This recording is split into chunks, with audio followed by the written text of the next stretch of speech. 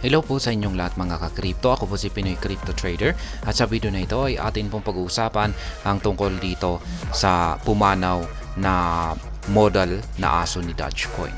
Kaya ayan, ayon po kay ka-crypto rito ay ayan, siya po ayon po sa kanya ay pumanaw na ang model na aso ni Dogecoin. Kaya isa po itong nakakalungkot na balita dito sa mundo ng cryptocurrency. Kaya ayan, bago po tayo magpatuloy ay nais ko lamang po munang bigyang linaw ang aking disclaimer kung saan ang nilalaman po ng video na ito ay hindi po ito isang financial advice. For education and information purposes lamang po ang layunin nito.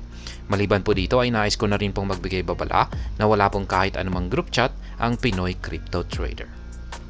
Ngayon, yung pagpanaw po na ito ng model na aso ni Dogecoin, yung pangalan po niya ay si Kabuso. Yan, yung kanyang pagpanaw ay mukhang naka-apekto po ito sa presyo ni Dogecoin ngayon. Kaya kung pag-check po ninyo yung technical analysis natin kanina kay Dogecoin ay mukhang umaangat po siya dahil dito. Kaya, ayan. Ngayon ay yung pag-uusapan po natin sa video na ito ay kung paano po siya namatay or kung paano po siya pumanaw. Kasi, ayan, matanda na po talaga kasi siya. Na mga 18 years old na po siya or 18 taong gulang na po siya at bihira lamang po yung mga aso na umaabot sa mga ganyang edad. Yung average po na karamihan na edad ng mga aso ay nasa 15 years old or 15 taong gulang. Kaya ayan, medyo mahaba-haba na rin yung buhay ni Kabuso. Kaya check po natin yung balita rito. Sabi rito ay internet sensation dog dies at 18 years old. Kaya yan na nga. Yan po siya.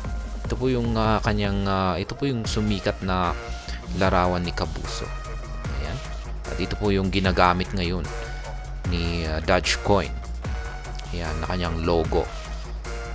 Ayan, sikat na sikat po siya. After 14 years of internet stardom, the beloved dog behind the 2010 Doge meme, Kabuso, passed at 18 from a long fight with leukemia and liver disease. Ayan. Meron po pala siyang sakit. Ayan. At matagal na po pala siyang nakikipaglaban dito or matagal na po niyang linalabanan yung kanyang sakit na ito. Kaya ayan, meron po pala siyang sakit na leukemia at saka liver disease.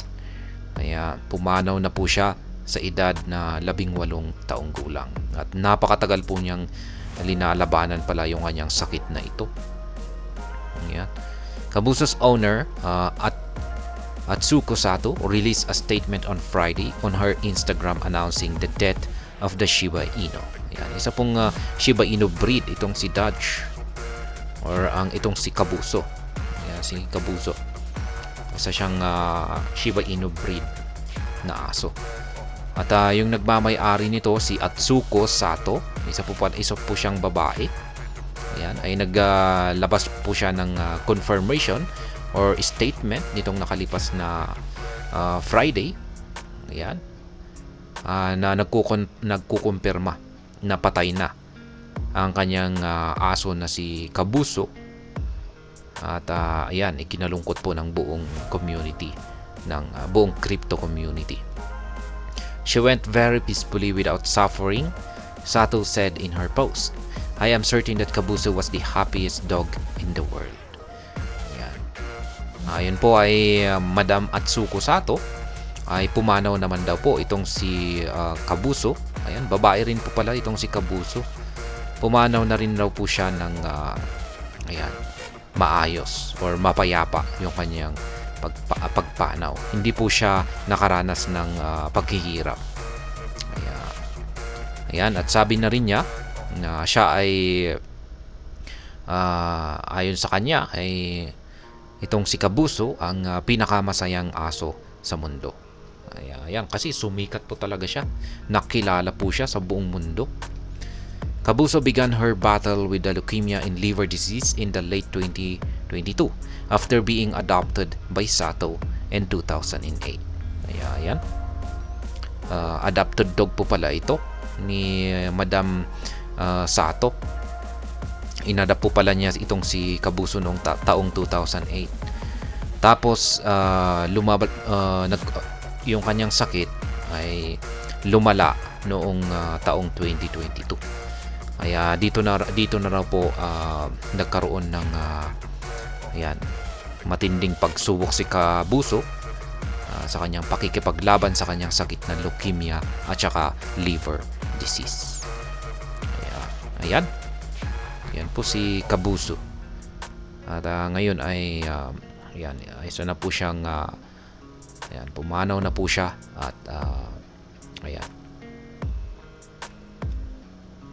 At hanggang dito na lamang po tayo sa video na ito. Sana po ay inyong nagustuhan ang aking paliwanag sa video na ito. Kung inyo po itong nagustuhan ay pakiclick lamang po ang like button nito. Para naman po sa mga bago lamang dito, kayo po ay aking inaanyayahan para mag-subscribe. Pakiclick na rin po ang bell icon nito dahil ito po ang siya magsisilbing notification nito sa mga bago kong videos na akin pong ina-upload sa aking YouTube channel na ito. Marami pong salamat sa panonood. Ingat po tayo lagi at God bless po sa ating lahat.